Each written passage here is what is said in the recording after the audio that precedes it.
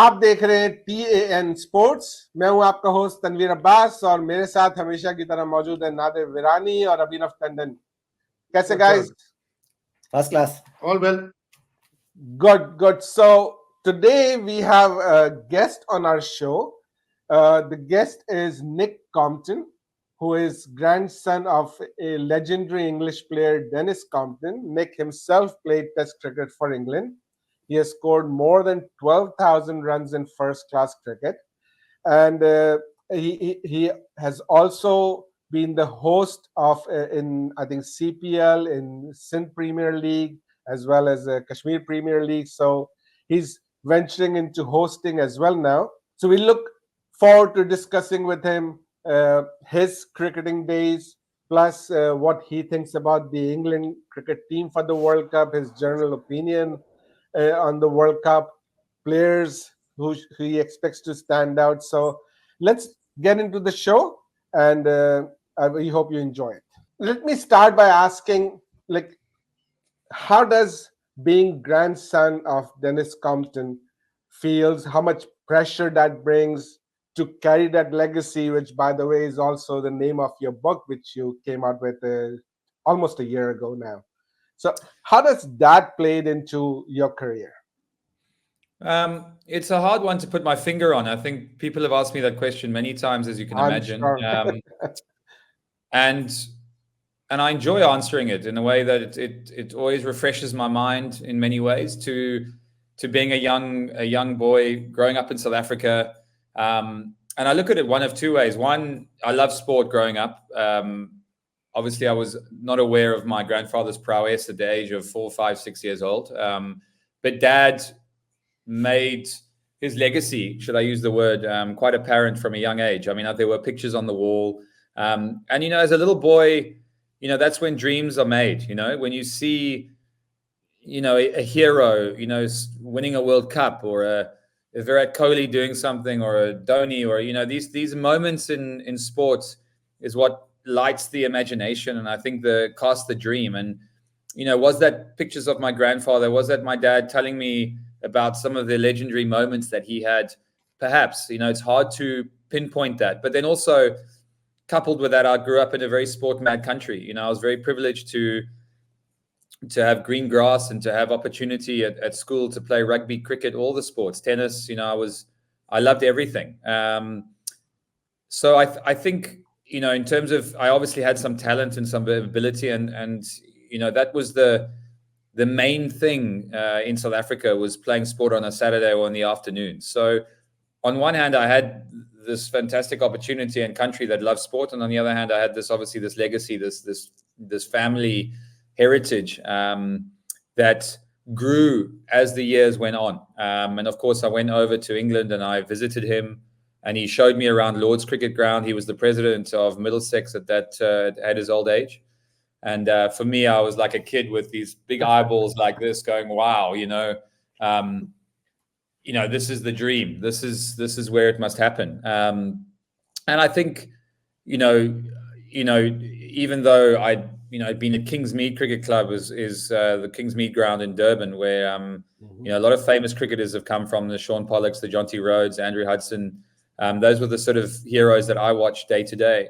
But I think going to Lords and being surrounded by this English cricket it seemed bigger and better, and learning of my grandfather's prowess obviously made it something even bigger. So it wasn't easy, but I tried to separate that very much. I was proud of what he had achieved and who he was, and I just hoped that maybe one day I could, feel or experience some of the things he did, even realizing that was going to be a very hard feat. But I guess it was more the professionals, the guys, the Brian Laras, the Jacques Callises on my screen that I was watching day to day, that I wanted to, try and be and try and emulate. But at times when you're not playing well, the reminding of the grandfather, and it got a bit tiring at times. Partly because I was more frustrated with my own performance. I never really compared myself to my grandfather. I think I was a very different animal. I think he was very much an entertainer. I think he was very much somebody who, garnered the public's attention, particularly at an interesting time in post-war Britain. He was an entertainer of sorts, and I think I was somebody who was perhaps a little bit more methodical, but I know that I had that entertainment flair inside me, but perhaps through my own looking back on my own career, perhaps it was the one area that I didn't show enough, and allow to come out. But I was quite happy with the player that I became. And I think when I went to Somerset and left Middlesex, I think I grew into myself a little bit more. Perhaps that legacy of Denis Compton, the stand at Lord's, wasn't bearing over me as much. And subconsciously, it was like a bit of a release. So, but I never felt the pressure from him so much. I just wanted to achieve some of the many great things that he did. All right. It is one thing to try and separate yourself from that legacy, and it's a whole different thing with people letting you separate from that legacy. That exactly. That people just can't give up on that. But Abhinav, do you have any questions? Nick, I just wanted to. You shared your dressing rooms with likes of Cook, Peterson, Graham Swan. Any memorable incidents you'd like to share? Any funny thing which we don't, as a spectator, we don't see them.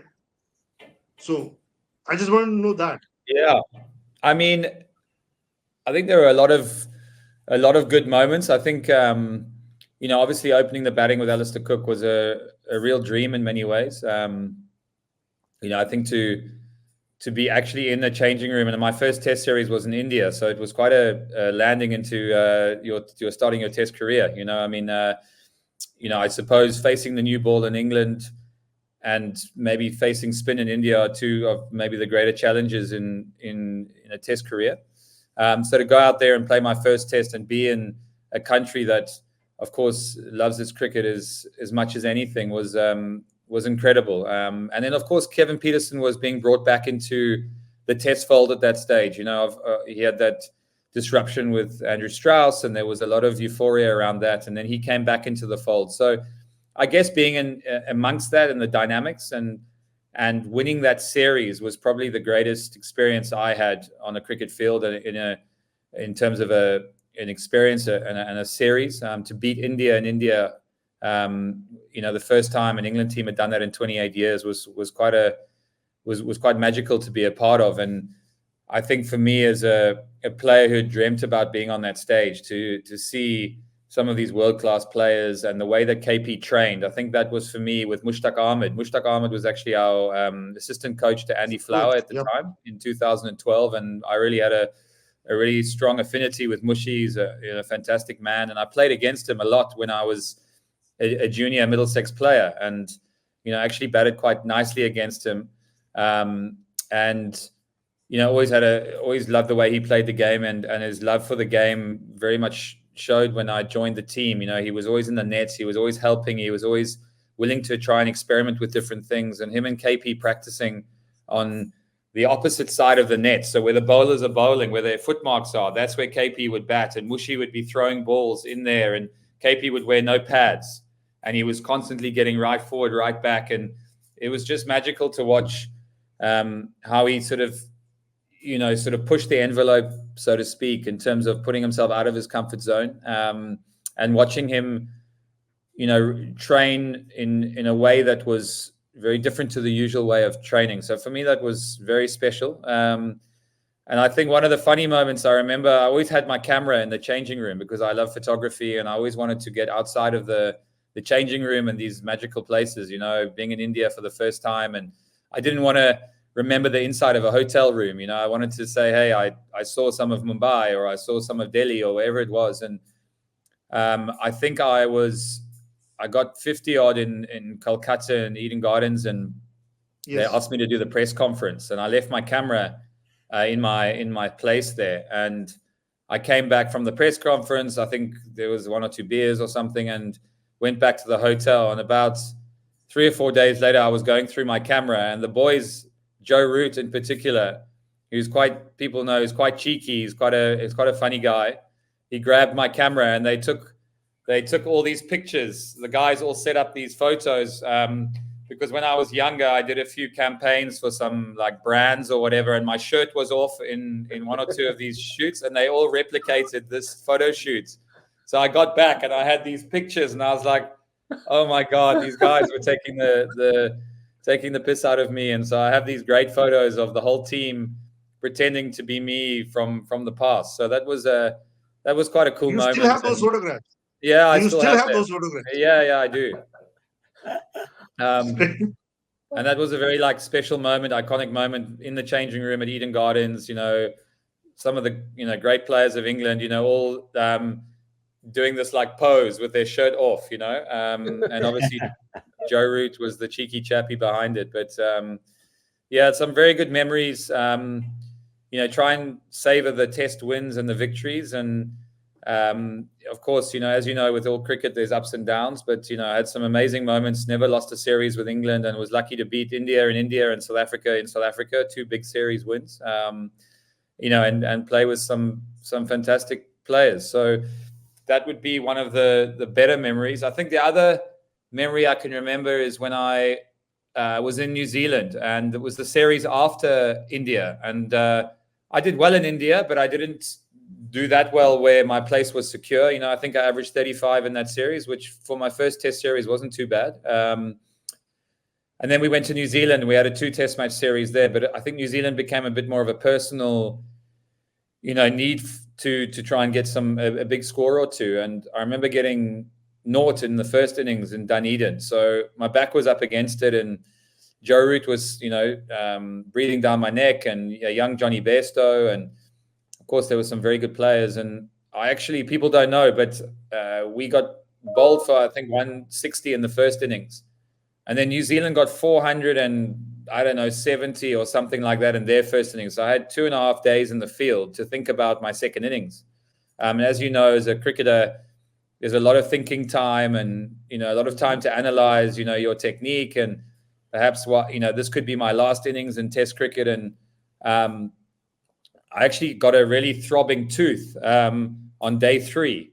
And I was standing on the boundary, and I actually had to go to the doctor at the end of day 3 and have root canal surgery at like 10 o'clock at night with some emergency dentist or something. So this is like, I'm thinking, oh dear, this is my last test match. I'm going to get dropped after this match. And now I'm sitting there with root canal surgery on day 3, and went back to the hotel. My father had flown over to come and watch me. And I went to bed and woke up in the morning, and I don't know. It was I suppose it was a special day for me. But I remember the sports psychologist coming to me and saying, "Nick, how are you feeling?" And I said, "Look, I'm okay. It is what it is." And he said to me something quite interesting. He said, if you won an opportunity to play Test cricket for your country, and you had one opportunity that you won on, a lottery, or, someone gifted you one chance to put on an England shirt and walk out and open the batting with Alistair Cook, how would you want that one opportunity to go? How would you want that to feel? How would you want that to look? And I thought, gee, like that's what dreams are made of. Like I want to walk out there with my chest out. I'd want to be confident, and I'd want to like be like a kid again, where I'm playing in the backyard and I smash it through the covers down on one knee, and the crowd go wild. Like I want to feel that. And I guess that was the best bit of advice I ever had, because it freed me up. I walked out there and I actually felt really good, and thought, that's how I want to remember my last test opportunity, if that is going to be the case. And as it happened, I managed to get a few runs and get my first test 100. So it was a special moment. My dad was there, but those were probably 3 of the better moments in my test career. So let Great. me. What an inspirational thing to say. And Nader, you go ahead. I was about to say that Nader has a related question. Yeah, because I think in the following test match also you made 100 in the next test match also, right? So how you felt back-to-back 100? What impact had those 200 overall in your career? Yeah, I mean, they certainly gave me a lot of confidence. I think I played better in the second test match. I mean, in the first test match, our backs were against the wall, so that was like a rear guard, fighting for a draw. And so that was it was important to show some character there. And I think in the second test match we batted first, and I was a little bit more fluent. Also off the back of 100, so the things clicked into place a little bit. And as you know, batting is very much about rhythm and routine, and sometimes it's just spending time out on the middle and getting back into that routine of facing ball after ball and getting into the sort of the mode that I'd been in for the last few years, where I'd scored a lot of runs. But I think getting back-to-back hundreds was obviously very special. I think what was frustrating is I almost was too excited in my second 100, and I should have gone on and got a really big 100. I had a really good opportunity there, and probably just allowed the occasion and the moment to get the better of me. And I got out soon after that, which looking back was disappointing. But I also think,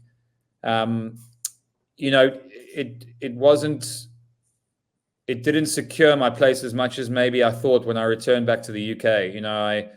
I kind of thought that, given the success I'd had in the previous years in domestic cricket, etc., plus having done quite well, you would say, for the first sort of 9 test matches of my career, that, there would be a bit more security and a confidence in the fact that, I've been able to turn things around. But, it just shows you can never be too confident. You can never, untrust your place. And I think it was tough because, I had a couple of a sort of a bad match at Lords where I didn't score many runs, but the ball was moving around quite a bit. We still won the test match. And then I sort of lost my place quite soon. So it just shows how, you can go from the highs to the lows very quickly. Very quickly. Agree. Totally agree. No, thanks for sharing that. That was very helpful. Tanvir, should we move on to the World Cup now? Sure. So World Cup literally is starting in a few hours from now. By the time the show is released, we would have had a couple of games. But how do you see this World Cup? One of the biggest World Cup, 20 teams. We've never had 20 teams. What is your opinion on having so many teams in the World Cup? Well, I think on one hand, it's interesting. I think the growth of T20 has been, as I said in the beginning of the show, it's probably exceeded our expectations, going back, 5-10 years even. The growth of the IPL and a number of the franchise tournaments around the world, having been lucky enough to commentate in some of them, in many of them.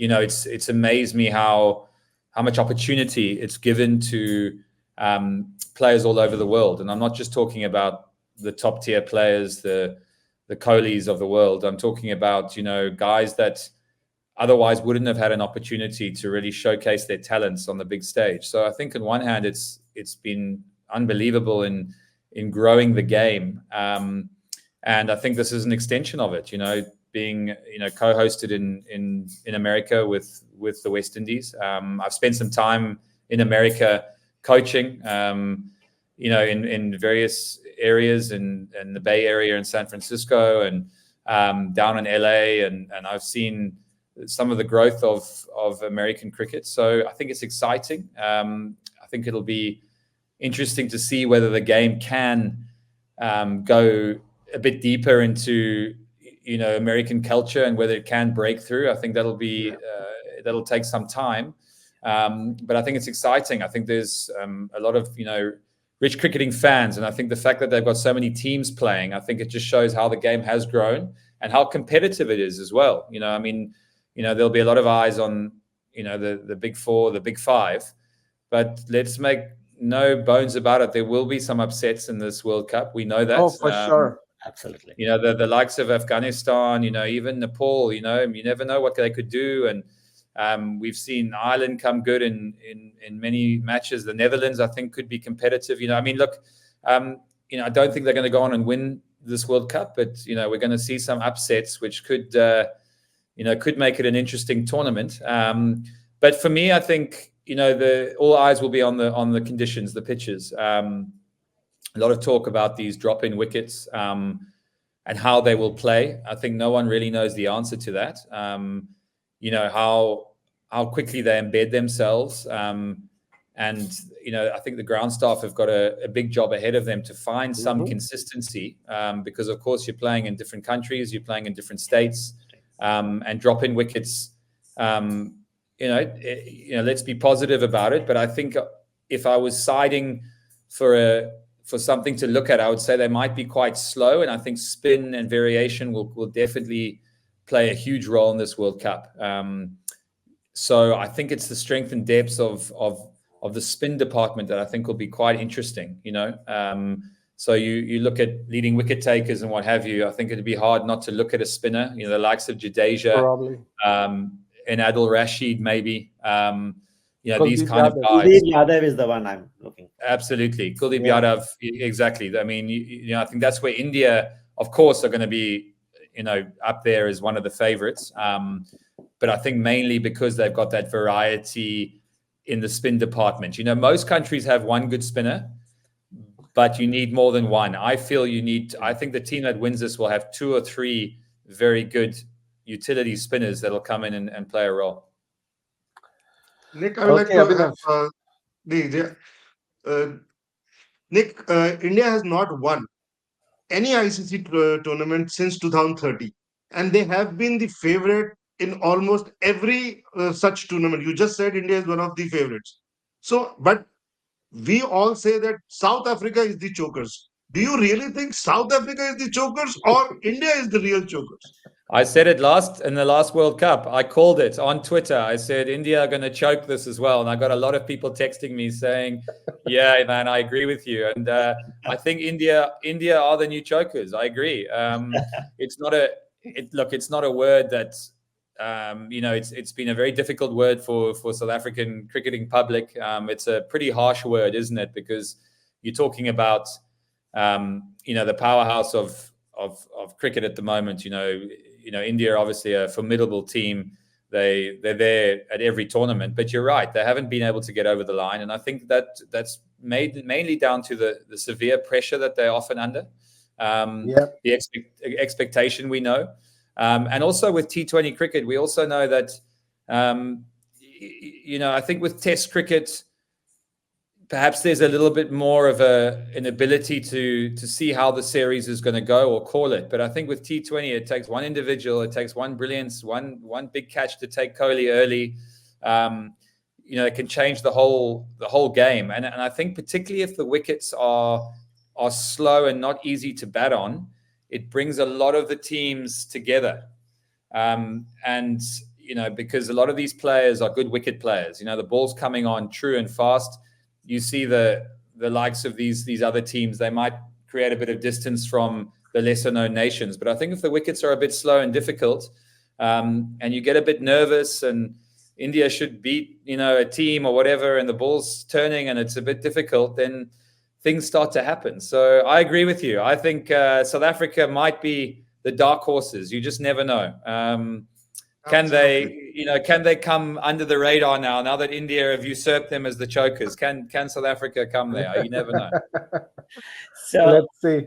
So one question from me is that how do you rate the defending champion and your team, England, and in the absence of Ben Stokes, such an impactful player, right? So how do you rate England team? I think England are okay. I think it was encouraging to see them play well against Pakistan recently. I wouldn't look too much into it. I think for me, the main highlights and the important factors to look at is the way Jos Buttler played. Of course, had a poor 50-over World Cup. He's taken over from Owen Morgan as captain. He's got a nice demeanor about him. Of course, he's experienced now. He's England's best player. But there will be a lot of pressure on him to perform at the top of the order. So he's a player that we know when he's good, he's exceptional, breathtaking. But he can also go through periods where things aren't firing, and he's the type of player that I think he either does very well or he sort of can struggle a little bit. So I think his form's important, but I think it's encouraging to see him play well.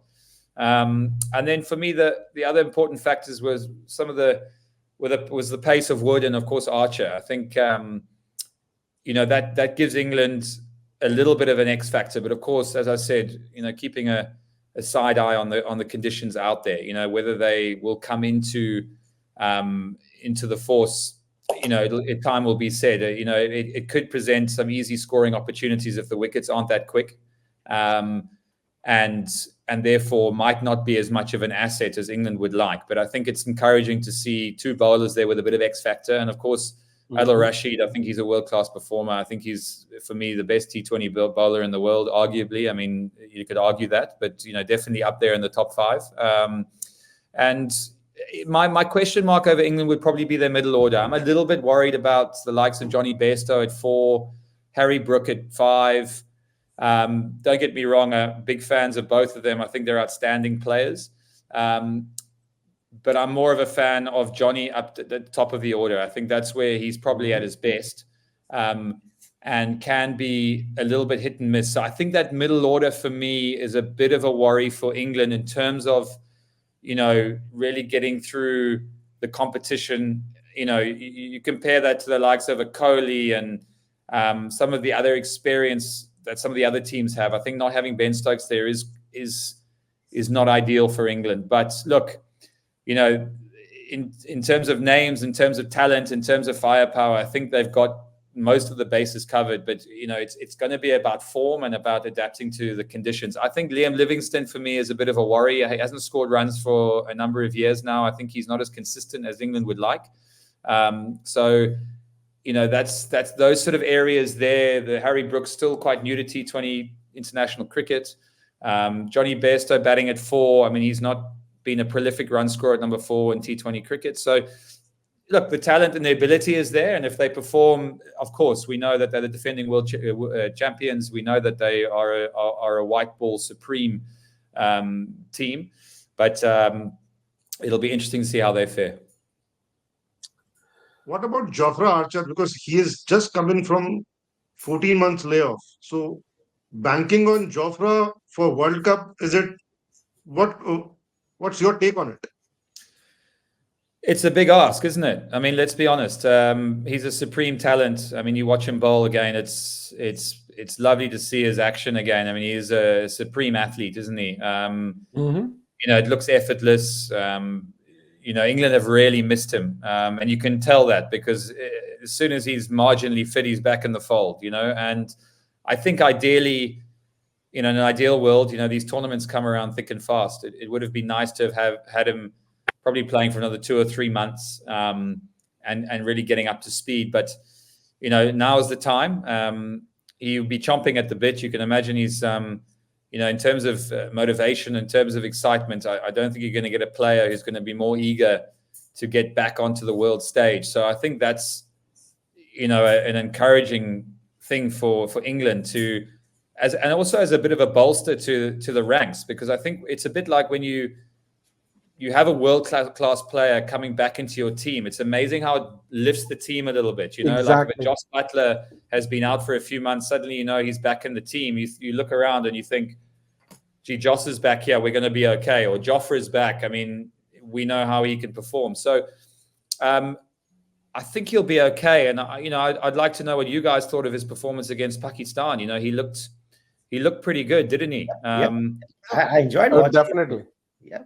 So, fingers crossed. I mean, I think the biggest question mark for England is not, can he bowl the ball and can he be a force to reckon with? I think it's his fitness. Can he play 2, 3, 4 games on the bounce? And that is what I was referring to. Yes. I mean, and also, I think he will probably be the quick that'll be picked first. You know what I mean? And I think if they go in with the Mark Wood, Jofra Archer, and they can, then they've got Adil Rashid. There's suddenly some variety there. If they've got guys to mix it up a bit. Then England look like a bit of a more formidable bowling attack. And we say in these World Cups, it is about bowling under pressure, isn't it? I mean, those are the teams that win.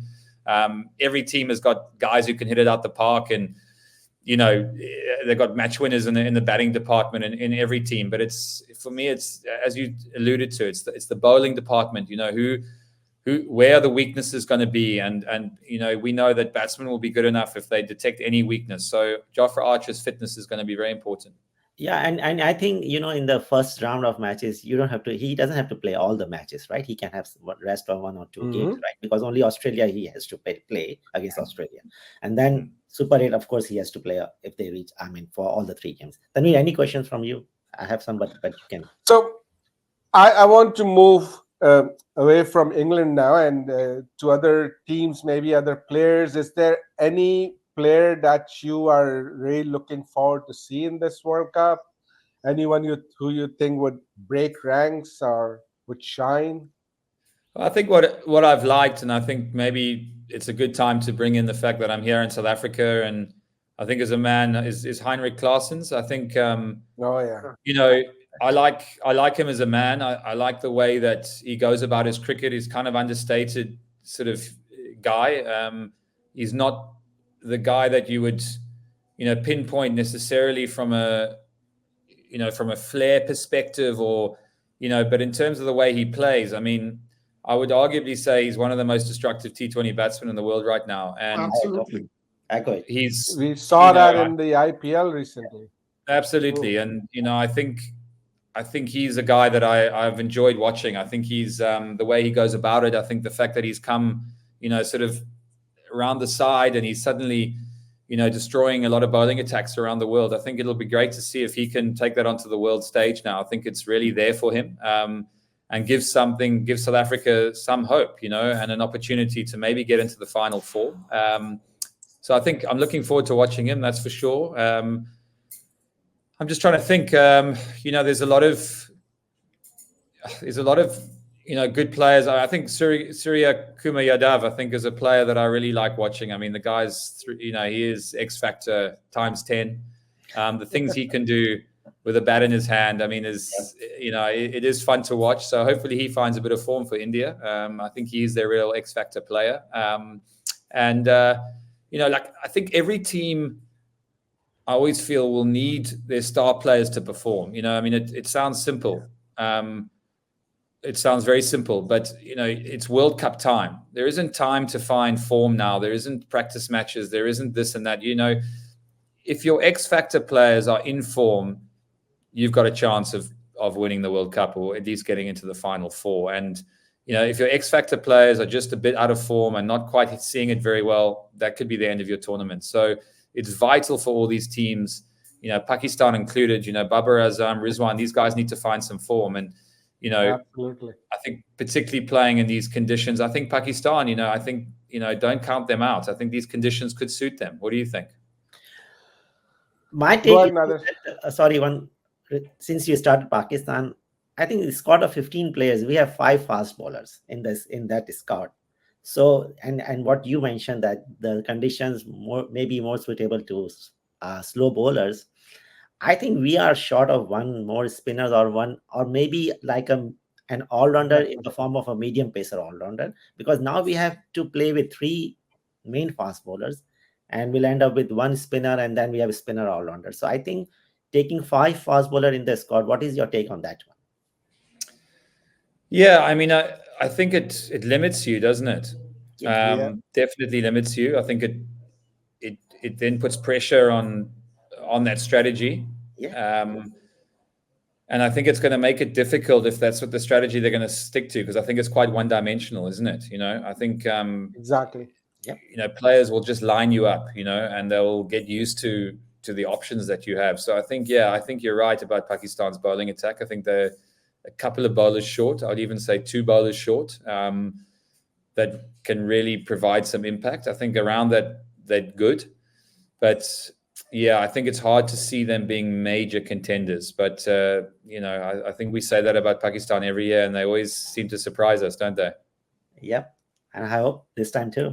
See, you went to the SPL. You must have seen few local talents. So, what do you think that did you see someone good enough to get directly drafted in Pakistan squad? Because I don't see Pakistan squad really. They are missing a lot of people right now. A lot of spots are not covered. So, what do you say? Yeah, no, look, I was really encouraged by some of the opportunities, the players that they had in the SPL. I think I'd have to rack my brains a little bit to remind myself of some of the names. I mean, Osama Mir was a good, as a bowler, I thought was very impressive. And But I Umar read Amin played something. very well in the SPL. He was an opening batsman. Umar He's Amin little is bit, little bit aged now, but still. Yeah, I thought that, I had long chats with him actually when I was there, and just told him to keep believing, and that, Yeah. it's never too late. But he was definitely the standout player for me in terms of consistency. I think he's been unlucky. I think he's got an excellent cricket brain. I think he speaks very well. He's an intelligent man. I think, he's somebody that I would definitely have in my squad. I mean, I think his consistency of performance for a number of years now has been excellent. And, I think age for me is not something that is a deciding factor. I mean, I understand it's a young man's game. I'm trying to remember that. I mean, Osama Mir, I think he bowled nicely, didn't he? But there's something to do with his visa or something. I don't know if that was, if I read that No, correctly. I don't think that visa had anything to do with his non-selection. Maybe his performance in the 50-over World Cup, and then in pressure games, maybe that was the reason, and the fact that we were taking Abrar already in this squad. Yeah. But it was sad to see Umar Amin, after such a nice performance in SPL, he did not get a single game in the PSL, which was very sad. And I think we should have tried him. But anyway, we digress a little. I agree. I mean, he's a guy I've seen on a couple of occasions now in two different tournaments, and found it even in the KPL when I commentated on that the year before as well. He was a star performer. So yeah, I think it's a shame. I think sometimes, when you look at Pakistan's selection, I think it's been a big question point for a number of years. You go, even when you have the conversations, everyone has got a different view. And, I think that senior players can sometimes get too senior, if you know what I'm saying. They can get too involved in selection. And, I'm not saying Babar Azam and these guys are doing that, but, it's sometimes hard to move and find, new ways of trying different things. You get stuck in your way a little bit, and you sort of think that this is the way it's got to be. And I think that they need to freshen it up a bit, in my opinion. I know that they've gone with a lot of experience, but I think there's a lot of young talent that needs to maybe come in and at least be given an opportunity. So, the likes of Iftikhar Ahmed and, Rizwan and Babar Azam, I'm sure they form the backbone of the batting lineup. But yeah, as you say, there are a lot of good youngsters, but they need to be given the opportunity on the big stage. I mean, I suppose Azam Khan has come in for a bit of criticism, but I like Azam Khan. I think he has got that X factor. I think it's asking a lot of him. I think there's going to be a lot of pressure on him naturally. But I think he has got that X factor talent. And I'm interested to see what you think of his selection. But I like Azam Khan as well, but he's making it more and more difficult to keep supporting him. Yeah, the performances are not coming. Abhinav absolutely loves Azam Khan, by the way. Oh yes. Don't even start. I sincerely believe that he should not be near the team at all. He is not an international cricket material. No, I don't. I simply, because I think people like Azam Khan get sorted out very easily, because he has the limitation to his play. And in today's world, when the technology, the data analyst, every team has everything. So these kind of players get sorted out easily, and then these players become liability for the team like Pakistan. That is my view. Yeah, no, I agree. No, I hear you. Yeah, and I think we gave enough opportunity to Saim Ayub also. What a great talent this youngster. He is a bigger disappointment, because he has so much talent. Not performing at all.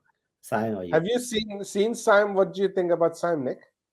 Saim, I haven't seen much of him actually. I have to be honest. Okay. I mean, I've seen a lot of big headlines and a lot of people talking him up. So I think time will tell. But it's those kind of opportunities that I think they need to be given. I think that the thing with opportunity is it's one thing getting picked in a squad, but these guys need to be match ready. They need to have played in matches before, etc., so that when they come into a World Cup, it's not their first or second match, it's their 9th or 10th or 11th, and that's when you get players up to speed. And I think that's the real challenge now, particularly with these franchise tournaments and these ICC, players are playing in tournaments and not necessarily getting the international exposure as much as they can. So when they come back together, you're almost finding your way in the tournament, without ironing out a few problems before. Right. Abhinav, you have anything? I just want to know, what do you think, in your view, will be the finalists in this T20 World Cup? Finalists meaning top four. Top four. Top Semi-final. four, Top yeah, four, top four. like, it's always nice to think of an underdog, isn't it? Like, could the West Indies be a stark surprise? I mean, it would be great for West Indian cricket. It would be hard not to look. I mean, New Zealand are always a surprise team for me. I mean, they do so well in World Cups. So, you're probably looking at Australia in World Cups. They always tend to be there. England, Australia, India. Could there be a surprise factor in a West Indies, or maybe South Africa have a good opportunity, but I have a feeling they might struggle. The strength and depth, they're going to rely a lot on Klaasens and de Kock. They've got Van der Dussen, who's a good player. So look, they could be decent. Maharaj is an excellent spinner. But, you look at some of the utility bowlers, that could be a bit of a factor. I think where South Africa could struggle a little bit. The West Indies, yeah, look, again, another surprise contender. But, I think if you were a betting man, if I had to put money on it, you're probably going with the likes of, India, Australia, England, and maybe New Zealand. I think those are the direction you're looking in. But I wouldn't be surprised if there was, maybe even you never know, an Afghanistan or a West Indies or someone like that could come into the fore. Okay, it's very interesting that you are putting New Zealand in top four, because they are in a tough group to begin with, like with Afghanistan and West Indies. Like, sure, they do good in World Cup and they have a great captain, but they are against two teams who are really unpredictable and can just hit it out of the park on their day.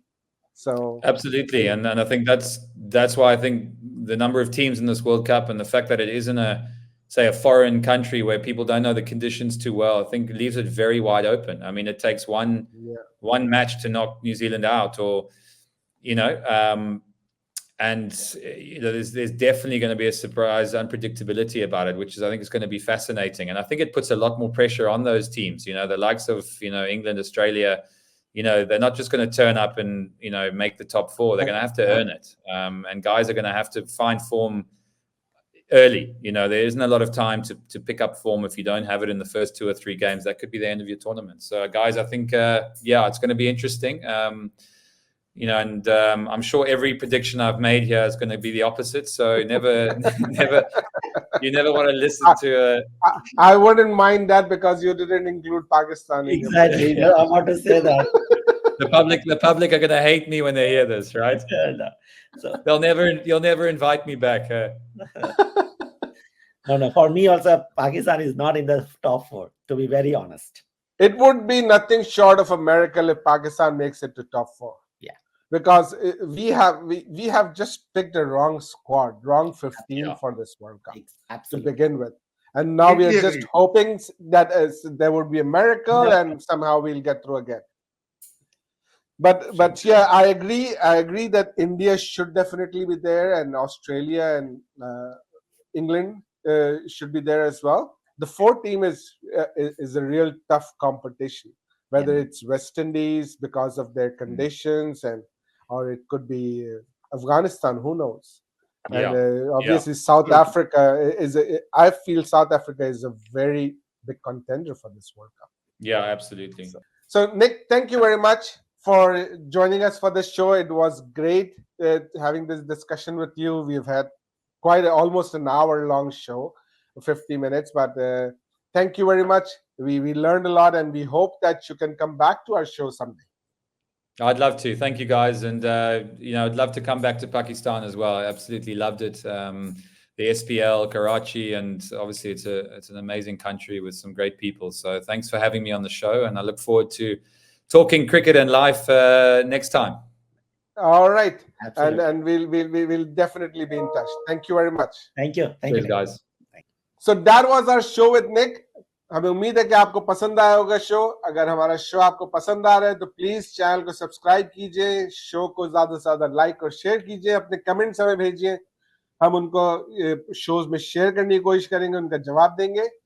अगले show के साथ जल्द दोबारा हाजिर होंगे, तब तक के लिए इजाजत दीजिए, अपना ख्याल रखिएगा। अल्लाह हाफिज। अल्लाह हाफिज।